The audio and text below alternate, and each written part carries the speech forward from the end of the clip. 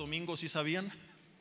Se los han chamaqueado toda la vida y ni en cuenta, ¿verdad? Eso les pasa por no disipularse. Hace un año compartí un tema en miércoles que se llamó el dilema de los 3 días y las 3 noches. De hecho, un grupo de amigos y discípulos me decían: ¿por qué no lo compartes el domingo, Jesse? El de la resurrección que diste en el primer servicio, ya me lo sé, ya casi que lo puedo predicar, ¿verdad?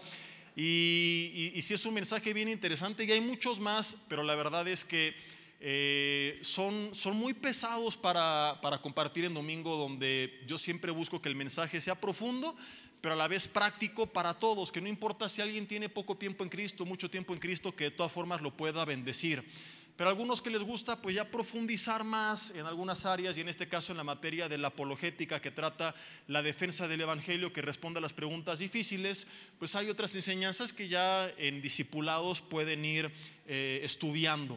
Estaré compartiendo en los siguientes jueves de Romanos, que tenemos en vivo a las 8 de la noche a través de la página de Facebook de un servidor, algunos mensajes bien importantes, ¿no? Mucha gente piensa o enseña que Jesús fue un plagio de otros pseudosalvadores de religiones esotéricas más antiguas, y algunos aventuran a decir que ya se hablaba antes de Cristo de salvadores crucificados y resucitados, y algunos, ¿verdad?, que Jesús no existió. Entonces todo esto lo estaremos viendo en otras enseñanzas, pero hoy quise compartir pues otros mensajes que igual son profundos, pero que son mucho más útiles para nosotros. Entonces me tocó compartir hoy los 3 servicios, así que nos aventamos la trilogía de la resurrección, ¿verdad?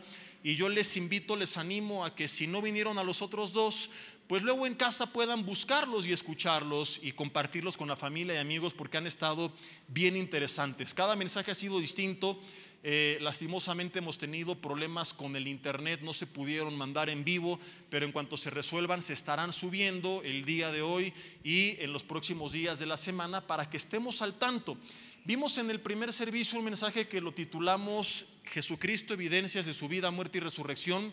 En el segundo servicio, el impacto de la resurrección, y hoy veremos un mensaje ya más de aplicación personal, no de apologética, de cuál es el resultado de aquella crucifixión, y estaremos viendo un tema titulado Transformados por la cruz, donde veremos un resumen práctico de las doctrinas de la salvación y qué significa eso para nuestras vidas.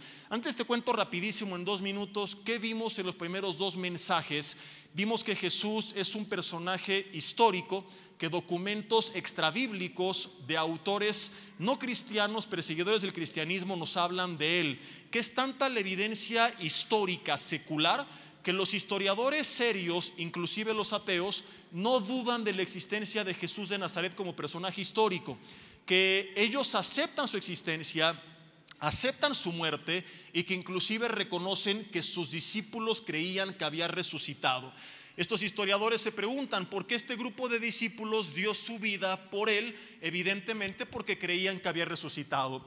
Como ellos, regresando a los historiadores, no pueden creer o no quieren creer en este evento sobrenatural, buscan teorías alternas para intentar explicar por qué los discípulos estaban convencidos de la resurrección.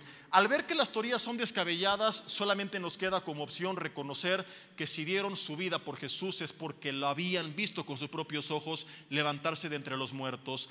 Vimos en el primer mensaje algunas evidencias arqueológicas también que confirman lo real que fue la tumba vacía, lo real que es la versión que la Biblia enseña, que es que decían que el cuerpo no estaba porque había sido robado, y lo absurda que es esta teoría, enseñándonos que aquella tumba solo pudo estar vacía si Jesús se levantó de entre los muertos. Vimos en el segundo mensaje el impacto que trajo la resurrección en personajes históricos como Santiago, hermano de Jesús, Saulo de Tarso, y cómo desde el punto de vista histórico estos hombres tuvieron un cambio radical. Respondimos a la pregunta: ¿por qué esta gente, si no creía en Jesús y no ganaba nada por predicar a Jesús, por qué dio su vida por Jesús? Una cosa es hablar de una persona que dio su vida por una mentira, y otra cosa es hablar de una persona que dio su vida por una mentira, sabiendo que es mentira y que además no te deja nada. La única respuesta nuevamente es que estos hombres la habían visto resucitado. Y por último vimos evidencias de lo que Pablo afirma en 1 Corintios 15, donde dice que no solamente Jesús aparece resucitado a los discípulos, a las mujeres, a Santiago, a él mismo, sino a un grupo de más de 500 testigos a la vez. Mucha gente lo lee y dice: aquí sí Pablo se voló la barda. ¿Hay evidencia de que un grupo de centenas de personas le vio resucitado? Sí, y vimos la transformación histórica que Jesús trajo en una comunidad judía a la luz del contexto cultural en el que se encontraban. Cómo era imposible que un carpintero de Nazaret trajera un cambio en cuestión de días que ningún imperio pudo traer en cuestión de siglos. Cómo puede un carpintero transformar a ese grupo de personas, cómo puede alterar estas estructuras que conformaban su identidad nacional y estas creencias y este sistema que ellos tenían, ¿verdad? Donde pensaban que tenían que cumplir la ley, donde se aferraban al sistema expiatorio del Levítico, donde guardaban el sábado. Cómo es que cambian su concepto de Jehová y ahora lo presentan como el Padre, el Hijo y el Espíritu Santo. Cómo es que cambia su concepto del Mesías poderoso gobernante que venía a acabar con el poder de la cautividad que tenían por Roma, y lo presentan ahora como un siervo sufriente pagando por sus pecados. Es absurdo, a menos que estuvieran seguros que había resucitado. Todo esto lo vimos en un par de horas. Se oye muy simple, te lo acabo de resumir en 3 minutos, pero de verdad que estuvo bien interesante. Los animo a que lo estudien en casa, ¿verdad? Para que cuando los cuestionen acerca de su fe, sepan qué responder, porque es lo que la Biblia nos manda. Y para que cuando tu fe esté siendo probada, las evidencias no van a hacer que creamos, pero sí nos van a fortalecer en tiempos complicados. Y ahí está el ejemplo de Juan Bautista, que cuando lo meten a la cárcel duda de Jesús y envía a preguntar con sus discípulos: ¿eres tú el Mesías o esperamos otro? ¿Te acuerdas? ¿Y qué responde Jesús? ¿Acaso respondió condenando a Juan? ¿Cómo es posible, aleluya, que Juan haya preguntado esto si él estuvo ahí cuando mi padre dijo: este es mi hijo amado, y ahora está dudando de mí? Díganle que por su incredulidad va a arder en el infierno por los siglos de los siglos, aleluya, para que se le quite. No, Jesús respondió a Juan: díganle a Juan las cosas que suceden: los ciegos ven, los sordos oyen, los mudos hablan, paralíticos andan, suegras son hechas buena onda, Cruz Azul es campeón. Muchos milagros en aquella época que sucedieron, que ojo, no hicieron que Juan creyera, él ya había creído, simplemente fortalecieron la fe de Juan en tiempos difíciles. Para eso son estos mensajes, no para hacer que la gente crea, sino para quitar el prejuicio, quitar el escombro, por así decirlo, que está estorbando que la semilla sea sembrada. Y una vez sembrada la semilla, en algunos dará fruto, en otros no, puesto que el problema de mucha gente no es intelectual, es moral. No es que no tengan los argumentos para creer, es que prefieren creer cualquier otra tontería, por absurda que suene, antes que reconocer a Dios, porque han entendido que si reconocen a Dios su vida tiene que cambiar, y esto es lo que no quieren. Ellos quieren seguir reinando, quieren seguir pecando, quieren seguir viviendo una vida destrampada, y por eso prefieren creer cualquier cosa, por absurda que suene, antes que reconocer al Señor. Ahora vamos ya no a ver las evidencias de su vida, muerte, resurrección, ya no el impacto que trajo en ellos, sino el impacto que tiene que traer en nosotros. Y quiero que me acompañes a dar un viaje por algunas de las páginas del Nuevo Testamento, y cada uno de estos puntos que estaremos viendo podría desarrollarse en 2 o 3 mensajes, puesto que son doctrinas de salvación indispensables, que a veces las explicamos de una forma tan rebuscada que mucha gente no entiende nada. Yo recuerdo que hace algunos años no sabía diferenciar entre justificación, redención, expiación, propiciación y todo lo raro que termina en ción, ¿verdad? Y te preguntan, ¿qué es cada una?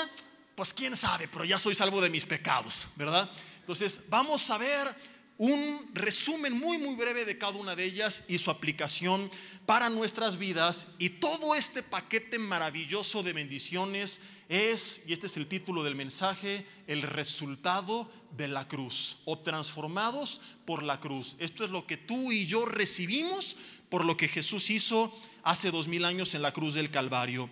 Romanos capítulo 3. Vayan buscando un separador mientras yo patrocino Kirkland, el agua que toman las iglesias en Semana Santa.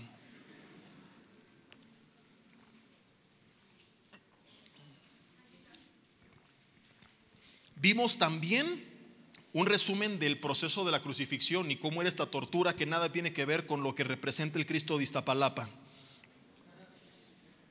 Romanos capítulo 3, versículo 23. Dice, por cuanto todos pecaron, ¿quiénes? Voltea a ver al de al lado y así con la cara de mustio que se carga, ¿verdad? ¿Sí o no? ¿Cómo vienen todos el domingo a la iglesia? ¿No? Con cara de uy, y voltean a ver algunas al marido y a la esposa y dicen, si así fueras entre semana, ¿verdad? ¿No? Y dentro de las cámaras que nos pusieron, creo que la del lobby es ultra no sé qué tanta cosa. Entonces si vienes enojado te vamos a descubrir ahí, ¿verdad? Si vienes de malas, haciéndose la tos a tu marido, te vamos a poner ahí en las pantallas, ¿verdad? Esposa rebelde, entra. No es cierto, no es para tanto, pero fuera de broma sí, los vemos y aquí todos así, dices, no hombre, puedo tomarles fotos y aquí está San Joaquín de Mexicalcingo y Santa Marta Catitla y San Pedro de Calimaya. Pero la Biblia dice que no hay justo, Romanos 3:10, ni aun uno, más que el pastor y el papa. ¿Eso dice? Nadie, sino que contrario a eso, todos pecamos y el resultado, versículo 23, es que estamos destituidos de la gloria de Dios. Es decir, por causa del pecado estábamos separados eternamente de Dios. Hay mucha gente que a veces se confunde y que dice, no, es que Dios es amor y va a perdonar a todos. Dios es amor, sí. ¿Quiere perdonar a todos? También. ¿Tiene el poder de hacerlo? También. Pero resulta que no solo es amor, Dios también es justo. Y si un juez justo perdonara a un criminal, ¿en qué se convierte el juez justo? En un juez injusto. En el sistema judicial de Dios, el culpable solamente puede ser libre de la culpa si un justo sin culpa paga en su lugar y el pecador se arrepiente de aquello por lo cual estaba condenado. Esto es básicamente lo que conocemos como la doctrina de la sustitución. Jesús paga en mi lugar por mi pecado para que yo no me lleve la culpa que merecía, sino el perdón que no merecía. No es por mis buenas obras, no es por tener una religión, es por la obra de Jesús. Porque si fuera por una religión, ¿por qué la Biblia no dice sigan esta religión y punto? Contrario a eso, abras la Biblia, que sea más agua. ¿Quieren que sigamos patrocinando aquí? No, solamente pagaron por una, así que aquí se queda.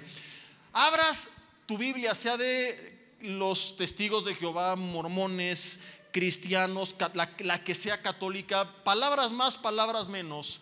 El Nuevo Testamento en Juan 14 versículo 6 no va a variar en cuanto a esta verdad. Jesús hablando y afirmando tres cosas: yo soy el camino, yo soy la verdad, yo soy la vida. De forma contundente añade, nadie, ¿quién? Nadie. Pero yo iba a Vida Nueva, nadie. Y tomaba romano los jueves con el pastor Jesse, nadie. Tenía cara de santo, nadie viene al Padre si no es por mí. A donde haya sido, así que como dice el meme, haya sido como haya sido, ¿verdad? Si no tuviste una relación personal con Jesús, y si no fue la verdad que guió tu vida, el camino que seguiste y Él, tu fuente de vida, no vamos al Padre. Punto. Porque es únicamente a través de una relación con Él que nosotros podemos recibir el perdón. Y es lo que dice Romanos 3:23. Dice, por cuanto todos pecaron, están destituidos de la gloria de Dios. Malas noticias, pero las buenas son que podemos ser justificados, y además añade, gratuitamente. La salvación no se vende, por su gracia, mediante la redención que es en Cristo Jesús. Empieza un juego de términos complicado. A quien Dios puso como propiciación, dice, por medio de la fe en su sangre, para manifestar su justicia, a causa de haber pasado por alto en su paciencia los pecados pasados.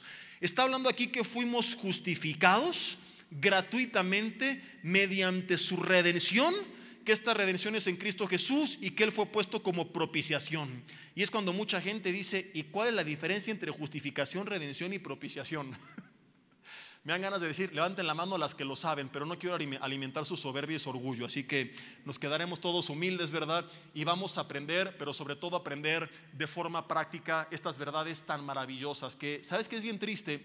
Que mucha gente las sabe explicar teológicamente hablando, pero no sabe cómo aplicarlas a sus vidas.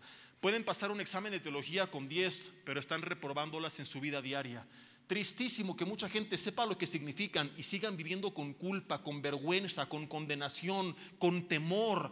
¿De qué sirve pasar con 10 el examen si nunca lo apliqué a mi vida? Entonces vamos a verlas de forma práctica. La Biblia dice, siendo justificados gratuitamente por su gracia. Por su gracia, que significa un regalo inmerecido. ¿Qué es la justificación? Muy sencillo, es el término más simple de entender porque la misma palabra lo define. Es ser declarado justo. Fui declarado justo ante los ojos de Dios por su gracia, y esto ocurre mediante la redención, lo cual estudiaremos después. Pero antes explicamos justificación. ¿Te acuerdas en la escuela, cuando ibas a la primaria, y aquellos que van todavía, que tú faltabas y cada cierto número de faltas te bajaba un punto o te impedía presentar el examen?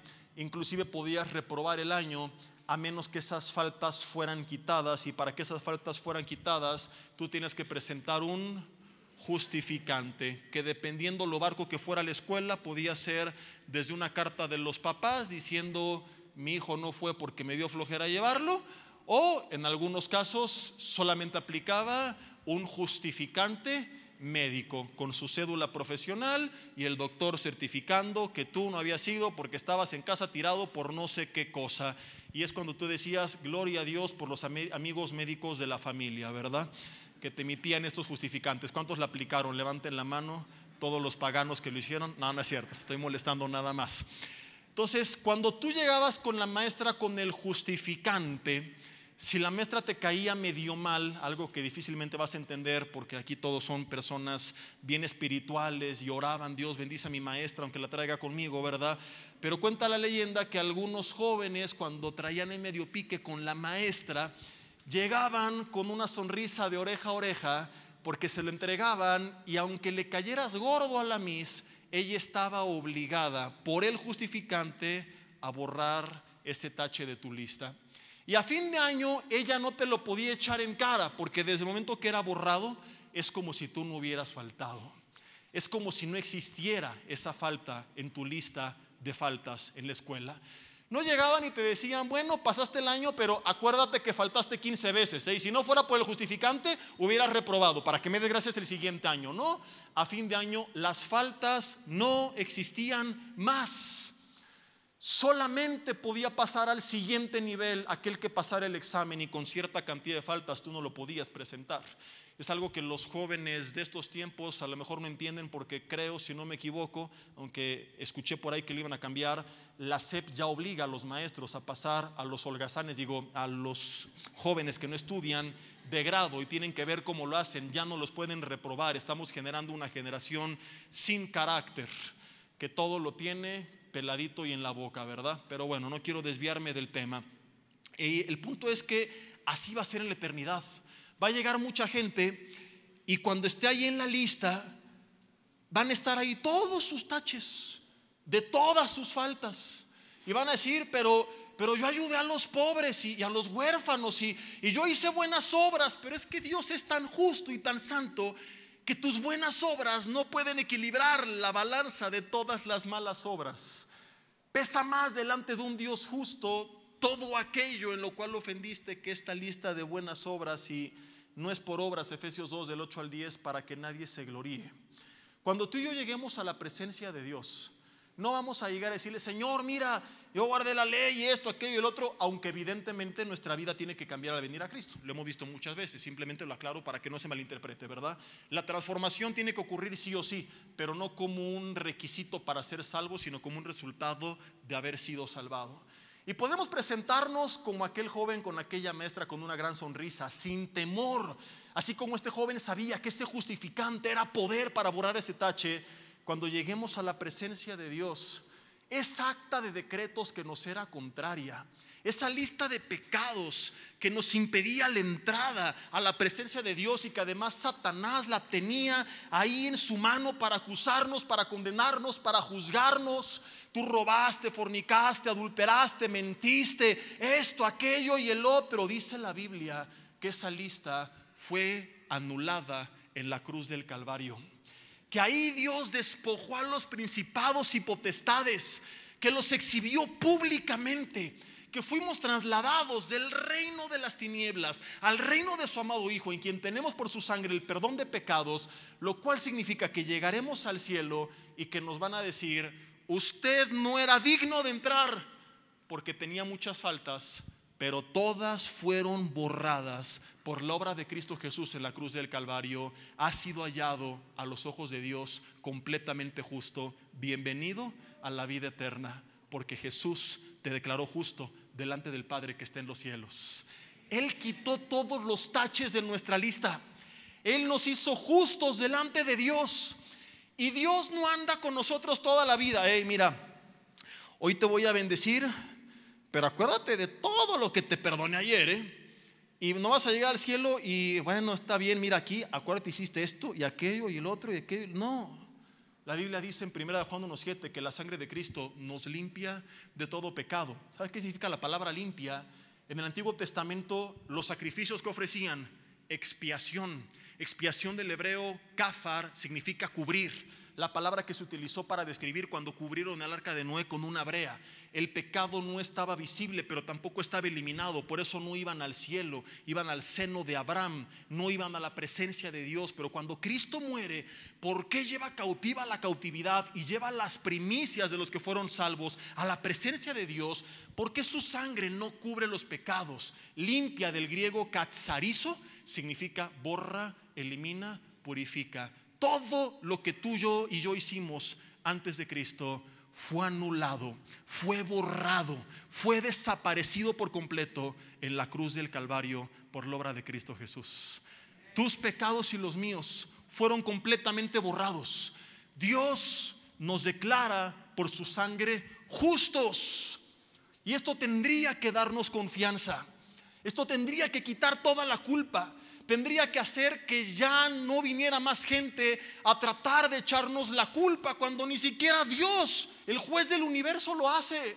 Personas que siguen mirando hacia atrás como la esposa de Lot, llenos de culpa, de vergüenza, de condenación, que permiten que los demás les restringen en la cara lo que hiciste, lo que dijiste, si no hubieras hecho, si no hubieras dicho. Y Dios no se presenta y dice: hey, mira esto. No, Él dice: no me acordaré más de sus pecados. Él los borró por completo. Un día un hermano, te he contado, que llegó en una de las iglesias y me dijo: pastor, yo no tengo el perdón de Dios. Y yo: ¿por qué no tienes el perdón de Dios? Si te arrepientes hay perdón. Es que usted no sabe con quién está hablando, y si le contara todo lo que yo he hecho, se espantaría, porque usted está hablando con el diablo. Le dije: mucho gusto, hermano Lucifer, ¿en qué le puedo servir? No, estoy hablando en serio. No, supiera todo lo que he hecho. Le dije: ni me lo tiene que contar, porque no necesito saber lo que usted hizo. Me basta saber lo que Jesús hizo en la cruz del Calvario. Y la Biblia dice que la sangre de Cristo nos limpia de todo pecado. Así que yo no sé qué hizo usted de aquí para atrás, pero sí sé que cualquiera de las cosas que usted hizo no son más grandes que lo que Jesús hizo hace 2000 años en aquella cruz. Su sangre nos limpia de todo pecado. La obra de Cristo Jesús en la cruz del Calvario es más grande, es más poderosa que cualquier pecado que nosotros hayamos cometido.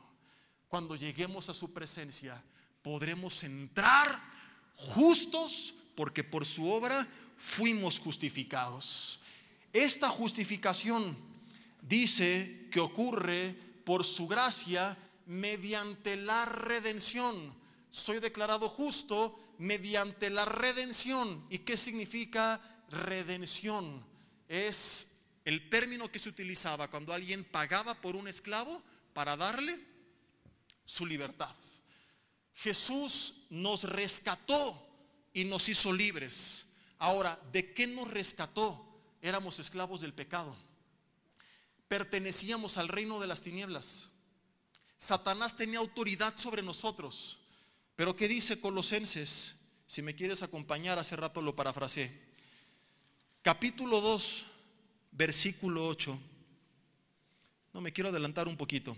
Colosenses capítulo 2, desde el versículo 13. Dice: y a vosotros, estando muertos en sus pecados y en la incircuncisión de su carne, os dio vida juntamente con él, perdonándonos, ¿qué dice la Biblia? Todos, ¿cuántos? Algunos, los pasados, los presentes, los futuros no, todos los pecados. Y esto es increíble y malinterpretado, puede llevar a libertinaje, no lo malentiendas, incluye los futuros. Y no lo digo para que digas, como Dios ya sabe que voy a pecar, Dios perdóname por el pecado de mañana, al fin que no. Sino más bien debería de llevarnos a agradecerle tanto: Señor, sabías lo que iba a hacer y aún así has estado conmigo, me dice tu perdón y tu amor. Y cuando tú entiendes ese amor, primera de Juan 4 dice que nos lleva a amarle. Tendríamos que ser los más duros de corazón para saber que nos perdonó a pesar de que sabía lo que íbamos a hacer y seguir abusando de su gracia. David decía: aún no sale la palabra de mi boca y tú la sabes toda. Mucha gente, te menciono esto, cuando cae se siente tan mal que en vez de canalizar eso al arrepentimiento y acercarse confiadamente al trono de la gracia y hallar ahí no hipergracia, no desgracia, sino la gracia que necesita para el oportuno socorro, para levantarse, Satanás aprovecha para traer tanta culpa y tanta condenación que se sienten indignos y se apartan de Dios porque sienten que lo han decepcionado. Puedes haber quebrado su voluntad, pero jamás decepcionarlo, porque para decepcionar a alguien tienes que romper sus expectativas, y a un Dios omnisciente no lo puede sorprender. Cuando hablamos de la omnisciencia de Dios, no solo estamos enseñando que Él sabe todo lo que hacemos y todo lo que decimos al momento que lo hacemos y que lo decimos, sino que sabía lo que íbamos a hacer antes de que lo hiciéramos. ¿En qué me baso para eso? En toda la Biblia. Los 12 discípulos, por ejemplo, prometieron en aquella última cena con Jesús, los 11 exceptuando a Judas, que no le iban a fallar. ¿Y qué les dijo Jesús? Esta noche todos me van a abandonar. Pedro: yo jamás, Señor, deja andar de bocón, antes que cante el gallo me negarás 3 veces. De modo que cuando Pedro niega la tercera vez a Jesús, Jesús no dijo: Pedro, jamás lo imaginé de ti. ¿Cómo es posible? Inmundo pecador. Porque ya sabía. Y aún así lo amó. Aún a Judas hasta el fin. ¿Qué le dijo cuando le entregó? Con un beso me entregas, desgraciado. Y dice la Biblia que Jesús iba siendo arrastrado por la autoridad romana mientras le hacía a Pedro. Nada más espérate a que resucite, carnal. Nos vemos en el cielo para mandarte al infierno. O le dijo: con un beso me entregas, amigo. Y no sé si no te pone la piel chino, te quiebra esto. Saber que hasta el último instante de su vida, en su último encuentro, Jesús le llamó a Pedro amigo, a Judas, perdón. Y que si Judas no se arrepintió como lo hizo Pedro, es porque no quiso, no porque Jesús lo haya rechazado. Porque Pedro también lo negó, y no una sino 3 veces, pero luego se arrepintió y aceptó el perdón de Dios. Y Judas no pudo con el remordimiento, y la Biblia dice que arrepentido fue y se ahorcó. Pero esa palabra arrepentido no es metanoia, que es cambio de mente, es metamelomai, que es puro remordimiento de conciencia. Y cuando tú y yo pecamos, va a tratar de venir el enemigo a traer remordimiento, a cargarnos de culpa, de vergüenza, para actuar como Judas y apartarnos de Jesús. Y en ese momento tenemos que recordar estas verdades para actuar como Pedro y decir: Señor, me duele y me lastima y no estoy contento con haberte fallado, pero tú sabías que lo iba a hacer antes de que lo hiciera, y aún así me amaste. Y con mi carota y con la vergüenza que puedo sentir, pero no me voy a apartar de ti. Porque hay mucha gente que comete el error garrafal de decir: primero voy a cambiar, para que ya que Jesús vea que ahora sí va en serio, me pueda acercar a Él. Así como ahí la llevas, échale ganas, un poquito más y ya eres bienvenido. Nuestra vida tiene que cambiar, sí. Lo otro que se predica mucho es la hipergracia, y es libertinaje, y no es lo que estoy enseñando. Pero el cambio no es el requisito para venir a Jesús, es el resultado de haber venido a Él. Siempre he preguntado: ¿qué sucedió primero con Moisés? fue a la presencia de Dios y su rostro resplandeció, o su rostro resplandeció por lo cual se ganó el derecho de subir a su presencia. Hubo una transfiguración, pero no fue lo que lo hizo digno del encuentro con la presencia de Dios, fue el resultado de haber ido. El problema de la iglesia moderna es que predicamos una cosa sin la otra y estamos entre los extremos del libertinaje y del legalismo. Predicamos encuentros sin transformación, lo cual es libertinaje, o predicamos una transformación sin un encuentro, lo cual es legalismo. Y lo que la Biblia enseña es que al venir a Cristo, Él me transforma, y eso es gracia, porque el encuentro es gratis. Y es lo que está esperando, que vengamos. Señor, fallé, lo sabías. Inclusive antes de la fundación del mundo, Apocalipsis 18 dice que Cristo fue inmolado.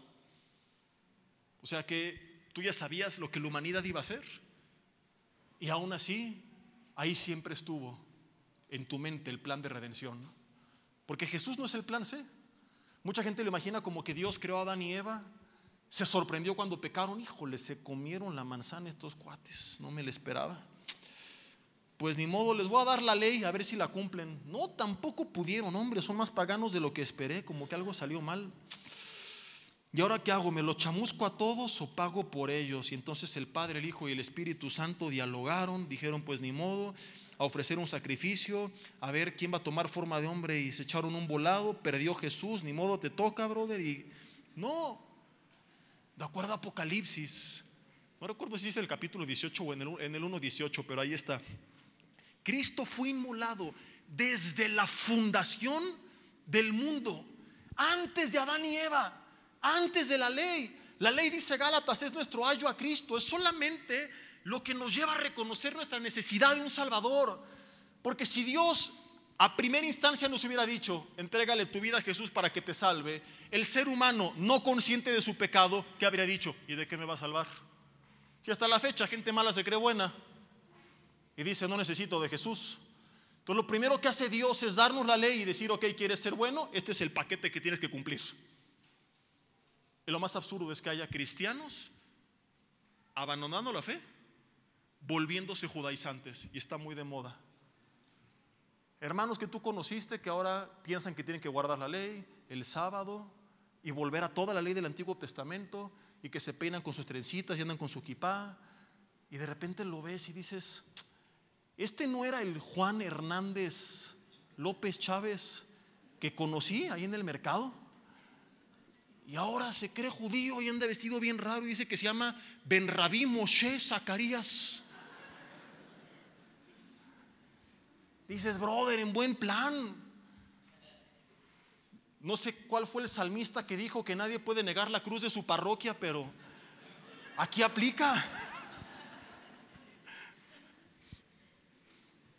Es que aquí dice que esta ley perpetua, y creen que ya jaque mate con eso, que es perpetua por siempre, y tú y todas las generaciones. Sí, si aspiraba a ser salvo por medio de la ley, era perpetua para todos, pero es imposible.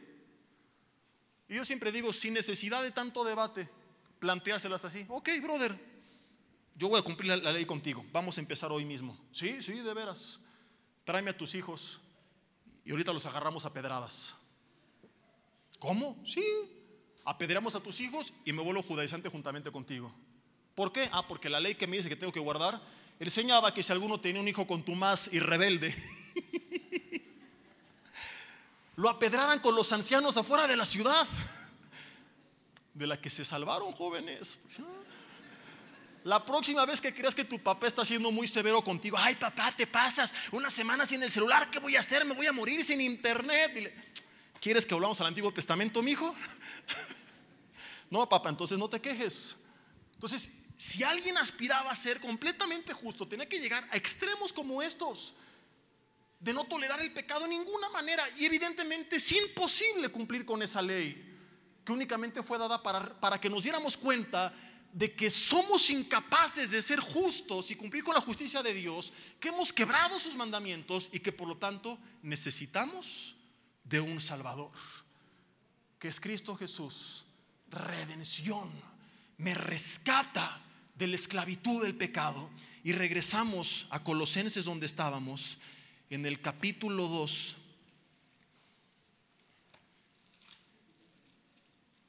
Y estábamos leyendo en el versículo ¿qué? Colosenses 2. No, les dije, empezamos desde el 13. Perdonándonos todos los pecados, dice al final del 13. El 14 dice: anulando el acta de decretos que había contra nosotros, que nos era contraria, quitándola del medio y clavándola en la cruz. ¿Dónde quedó esa acta de decretos? Que tú hiciste, que tú dijiste, si hubieras hecho, si no hubieras hecho. ¿Dónde está?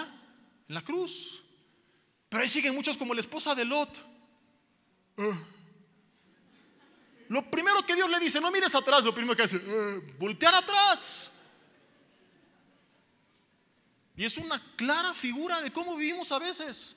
La saqué de Sodoma y Gomorra, llena de pecado. Ok, la regaste, te equivocaste, pero tómame de la mano, vamos para adelante, no mires atrás, lo que tengo para ti es mejor. Y así es el cristianismo. Sí, abortaste, mataste, le fuiste al Toluca, lo que quieras, pero ahí están las Águilas que le ganaron al superlíder. Y ya se empezaron a manifestar algunos endemoniados aquí, entonces mejor no le sigo. Y tengo estos planes y promesas, pero seguimos viendo hacia atrás. Si yo hubiera, si yo no hubiera. Y estás paralizado porque no has creído que esa acta ya fue anulada. Que si alguno está en Cristo, 2 de Corintios 5:20, nueva criatura es. Las cosas viejas pasaron, todas son hechas nuevas. Nos hizo nueva criatura en Cristo Jesús. Dice después en el versículo 15: y despojando a los principados y a los potestades, los exhibió públicamente, triunfando sobre ellos en la cruz. Y de aquí nace el 16, que dice: por tanto, que nadie los juzgue en comida o en bebida, en cuanto a días de fiesta, luna nueva o días de reposo. Ya no hay razón más por la cual la gente nos puede juzgar, porque esa acta de decretos ya quedó anulada. El reino de las tinieblas, entiende esto, ya no tiene autoridad sobre tu vida. Hay gente que está con miedo: es que pastor, descubrí que me están haciendo brujería y un trabajo de hechicería, y en mi casa se oyen voces, se mueven sombras, se mueven las cosas, me hacen bu. Y no quiero andar en esto porque ya lo he tratado.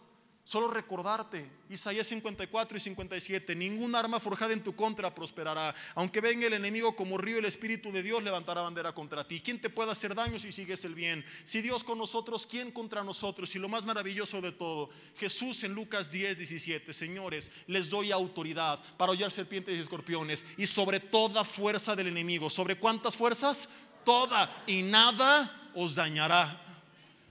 El reino de las tinieblas, como hace poco lo vimos, no te puede afectar si Dios no le da su permiso. Si le da su permiso es porque va a obrar a favor tuyo a través de la adversidad, como lo hizo tantas veces en la Biblia. Y si no le da su permiso porque no hay nada que hacer, que vengan todos los brujos y chamanes y que quieras con escobas voladoras de Toluca, no te pueden tocar ni un pelo sin el permiso de Dios.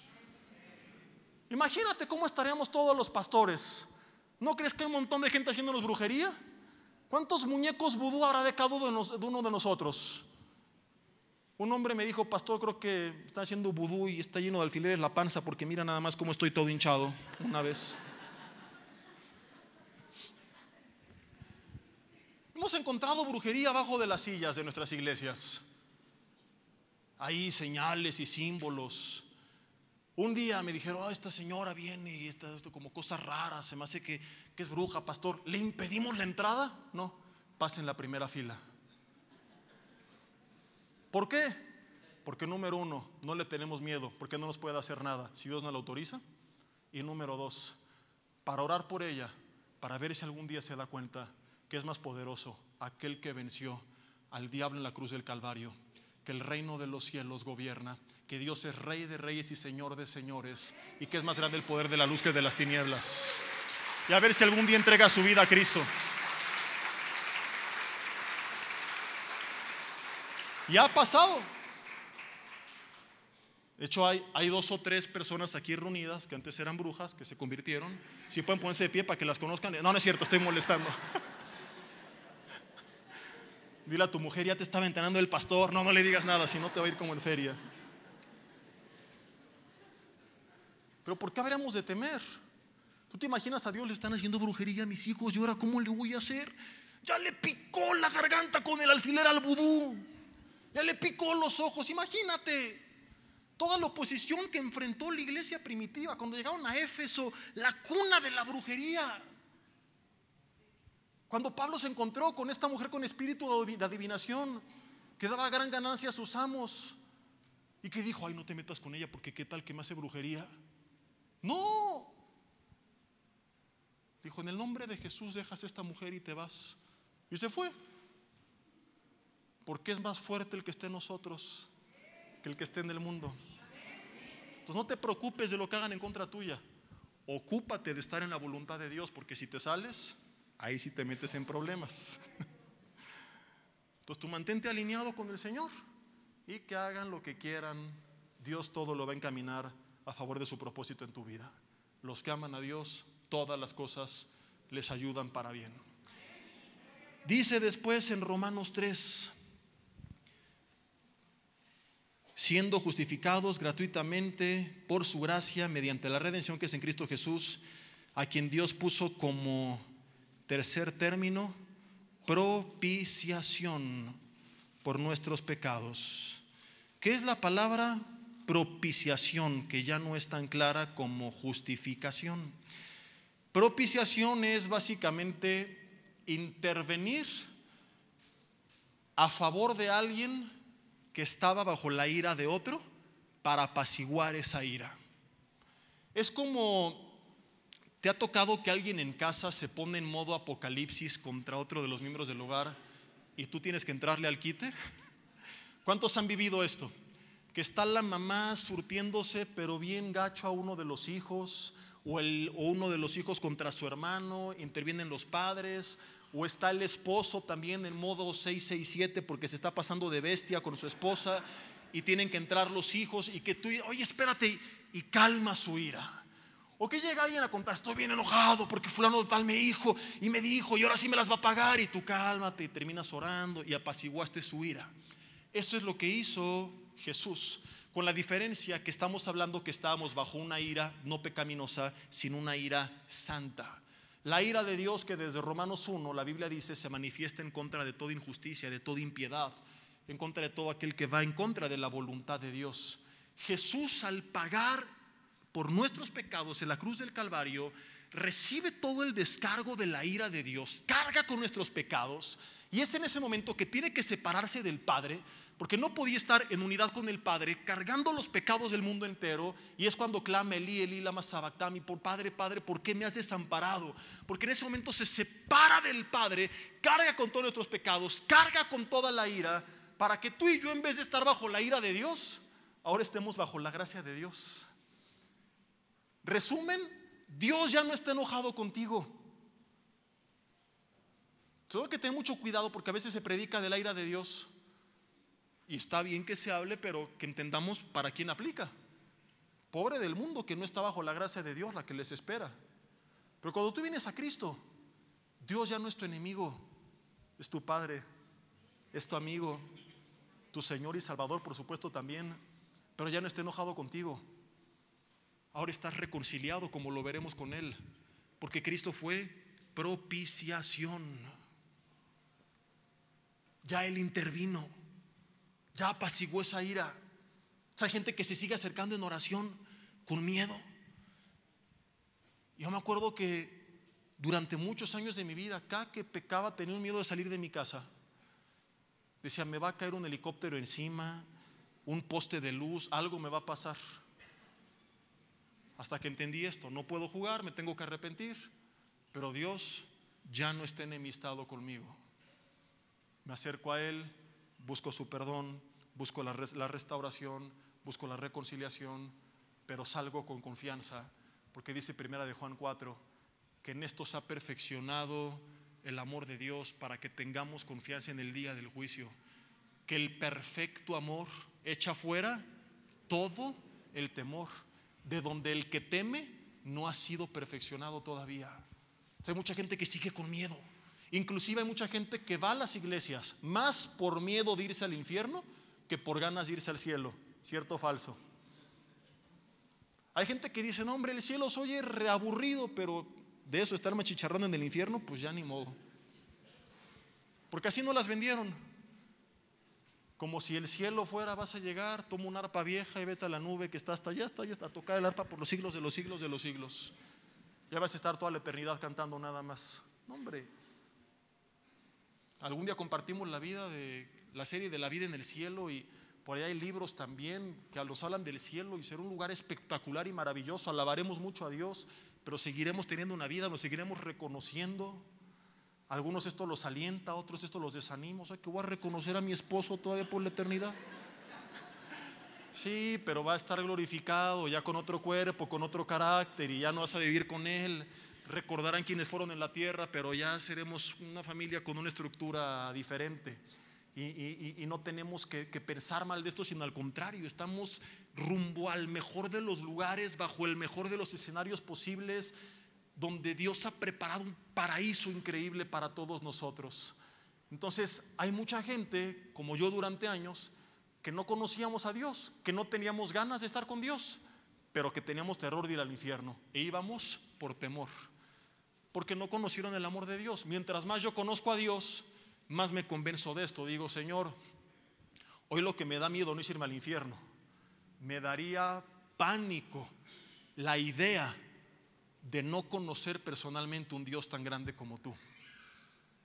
Me daría terror la idea de no haber estado cara a cara frente al creador del universo y disfrutar de tu presencia por la eternidad.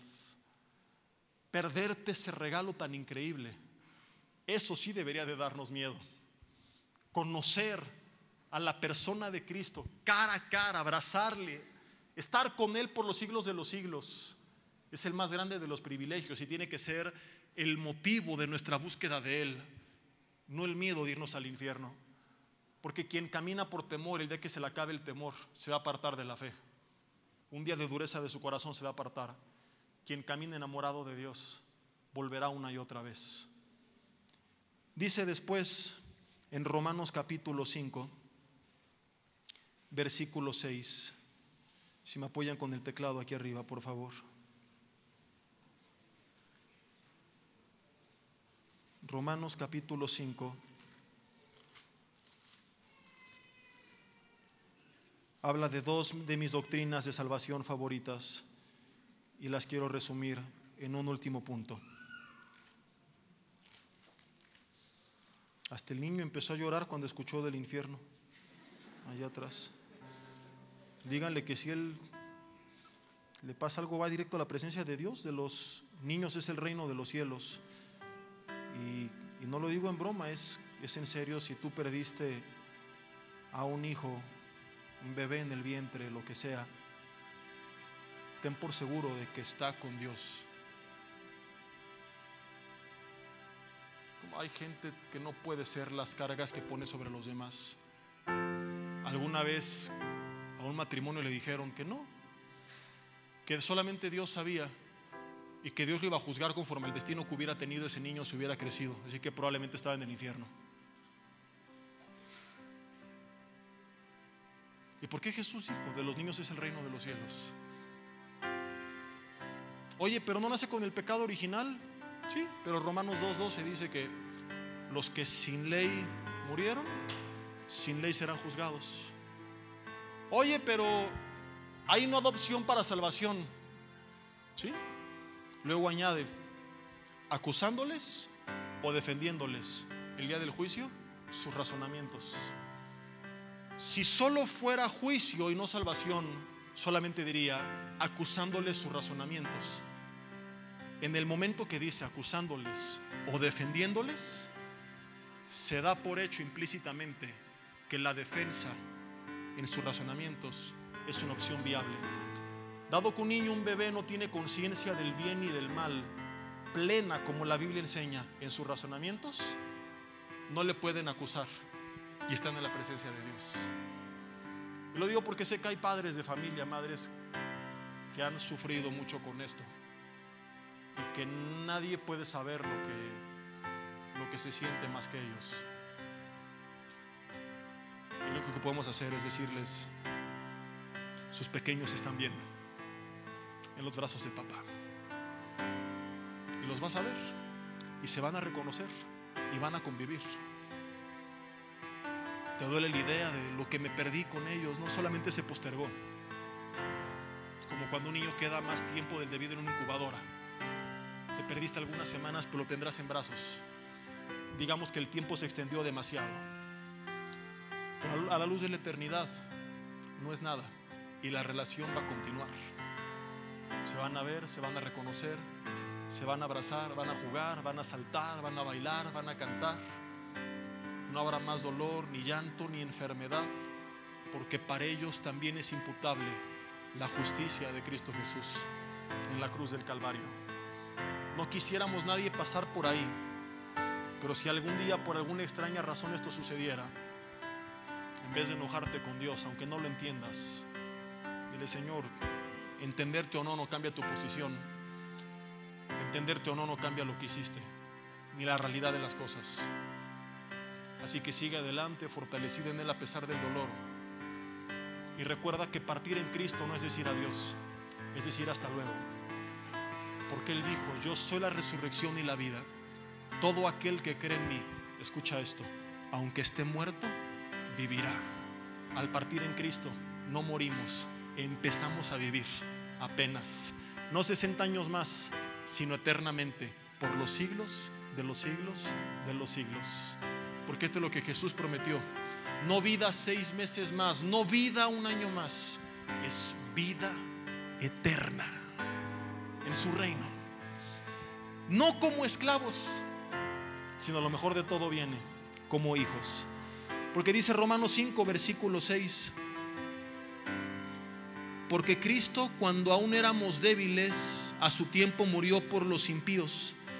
Ciertamente apenas morirá alguno por un justo, con todo pudiera ser que alguno osara morir por el bueno. Mas Dios muestra su amor para con nosotros, en que siendo aún pecadores, Cristo murió por nosotros. Pues mucho más, estando ya justificados en su sangre, por Él seremos salvos de la ira. Porque si siendo enemigos fuimos, ¿qué? Reconciliados con Dios. Dice, ya me perdí. Dice, por la muerte de su Hijo, mucho más estando reconciliados, seremos salvos por su vida. Y no solo esto, sino que también nos gloriamos en Dios por el Señor nuestro Jesucristo, por quien hemos recibido ahora la reconciliación. Dice Romanos 8, 14 y 15, que además recibimos el espíritu de adopción, por el cual clamamos Abba Padre, que significa papito o papá, papá, 2 veces seguidas para darle mayor énfasis, en 2 idiomas distintos. ¿Qué significa esto? Y quiero concluir. Dios pudo habernos dicho: mira, te rescato de la condenación eterna y date por bien servido. Pero además le añade que nos da la vida eterna. Nos las pudo dar como siervos y como esclavos. Mira, no te voy a atormentar, pero tampoco te me acerques. Pero la Biblia dice que nos las dio como hijos, y que nos dio el espíritu de adopción, y que hemos sido reconciliados con Él. ¿Te acuerdas del ejemplo que te puse hace poco en la iglesia de UNAM? Es una iglesia con poder, del gobernante que sale al balcón a dar el grito presidencial, y que ahí están todos los que le siguen. Y supón, independientemente del gobierno que sea, que tú eres afín al político que está en turno gobernando, y sale y grita: mexicanos y mexicanas, y la gente que hace eufóricamente grita ¡ah!, porque ahí está la persona que los representa. Y te imaginas que esta persona les dijera: quiero decirles que los amo. ¿Qué sentirían? Como algún día intentó Peña, ¿se acuerdan? Que quiso hacer esto y le salió como un pollo achicharrado, ¿no? Y a lo mejor puede decirte en el grito presidencial: los amo y estoy con ustedes. Pero tú estás abajo y él arriba, y eso nadie lo cambia. Y los únicos que están con él, ¿quiénes son? Sus hijos. Por más que te ame, tú y yo seguimos siendo el pueblo, pero no su familia, que en algunos casos dice gloria a Dios. Pero por eso te dije, supón que eres afín a ese gobernante. ¿Se imagina a Dios saliendo al finalizar todo este ciclo de este mundo, con todo el pueblo que redimió, diciéndonos: son mi pueblo y los amo. Pero además dice: y vénganse para acá, porque no los rescaté como esclavos, sino que también son mis hijos, y yo soy su padre por los siglos de los siglos. Porque eso es lo que hizo Cristo Jesús en la cruz del Calvario. Nos dio el espíritu de adopción y nos reconcilió. El muro de separación que existió desde el huerto del Edén hasta el día de la crucifixión, que impedía la entrada al lugar santísimo, fue rasgado de arriba para abajo. De nada serviría que entendieras todo esto si no te queda clara la reconciliación. Porque una pareja puede vivir juntos 30 años y hacer cosas juntos sin jamás haberse reconciliado, ¿o no? Educar hijos, emprender negocios, comprar bienes y morir sin nunca haberse reconciliado. Y así es como mucha gente vive su fe. Va a la iglesia, lee de Dios, busca a Dios, pero no tiene una relación personal con Dios, porque no ha entendido que hubo una reconciliación, que Dios ya no está enojado contigo, que Dios te está esperando cada día, y que tienes acceso gratuitamente a aquel lugar donde antes solamente el sumo sacerdote podía entrar una vez al año, y que ahora tú y yo podemos venir al trono de la gracia, y que no va a estar Dios diciendo: largo pecador, sino: bienvenido, hijo, te estaba esperando, te amo, eres justo, no veo culpa, no veo pecado, ante mis ojos eres justo, porque Jesús pagó en la cruz del Calvario. Lo último que Jesús dijo antes de morir, o de las últimas cosas que dijo, fueron: consumado es. Mi hermano, la obra ya está hecha. ¿Qué tenemos que hacer? Disfrutar de esa relación con Dios, que es posible porque Jesús hace 2000 años pagó el precio para que tú y yo fuéramos libres, para que tú y yo fuéramos rescatados, para que tú y yo fuéramos perdonados, para que tú y yo fuéramos reconciliados, para que tú y yo fuéramos justificados, para que tú y yo fuéramos adoptados como hijos, no del presidente o del rey de España o del gobernador o el emperador o el diputado. Nuestro Padre es el Rey de Reyes y el Señor de Señores. El creador del universo dijo: libre del pecado, vida eterna, y además como mi hijo, heredero y coheredero, nos sentaremos en la mesa del Rey, porque resulta que el Rey le plació volverse nuestro Padre. Son maravillosas noticias que nos tienen que llevar a agradecerle, a amarle, a buscarle, no por temor sino por convicción, a que nuestras vidas sean transformadas no por legalismo sino por gratitud y por convicción. Ahí en tu lugar, con ojos cerrados, dile: Dios, gracias por la obra de Cristo Jesús en la cruz del Calvario. Yo creo en Él y recibo su perdón. Si nunca le has entregado tu vida y has tenido solo una religión pero no una relación, dile: Dios, perdóname por mis pecados, límpiame de todo aquello que te ha ofendido con la sangre de Jesús y hazme una nueva criatura. Señor, yo reconozco que he vivido lejos de ti y que te necesito, y hoy quiero entregarte mi vida. Te pido que vengas a reinar a mi vida, que seas mi Señor, mi Salvador, pero también mi Padre y mi mejor amigo. Dios, yo creo en todas estas verdades y no voy a abusar de tu gracia. Al contrario, Señor, tu gracia me sorprende, me quebranta, me enamora y me lleva no a decir seguiré fallando porque Él me perdona, sino decir: ¿cómo voy a seguirle fallando a un Dios tan bueno como Él? Dios, quiero tener un encuentro contigo para que ese encuentro me transforme. Te necesito y ya no quiero vivir lejos de ti. Ven a reinar a mi vida, ven a gobernar en mi corazón. Dame tu Espíritu Santo y guíame día a día a través de Él. Te necesito y quiero ser lleno de ti. Dile: quiero ser lleno de ti, Espíritu Santo de Dios, y vacío de todo aquello que ofende a Dios. Dios, recibo tu perdón y de hoy en adelante no viviré más con culpa. En el nombre de Jesús toda culpa, toda vergüenza, toda condenación de mi pasado se quede en la cruz del Calvario, donde siempre debió estar. No miraré para atrás. Si hay cosas que no estuvieron bien, que pudieron cambiar, pero todos hemos fallado y es una necedad seguir mirando hacia atrás. Hoy volteo hacia adelante, Señor, a lo que tú tienes para mí, y de ahí no voy a quitar mi mirada al futuro que tienes, Señor, y no al pasado que ya quedó anulado y clavado en la cruz del Calvario. Gracias porque no estás enojado conmigo. Gracias porque puedo venir a tu presencia como tu hijo. Gracias porque me ofreces la reconciliación.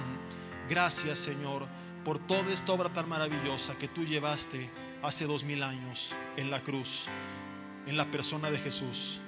En su nombre oramos y te damos gracias. Amén y amén. Gracias.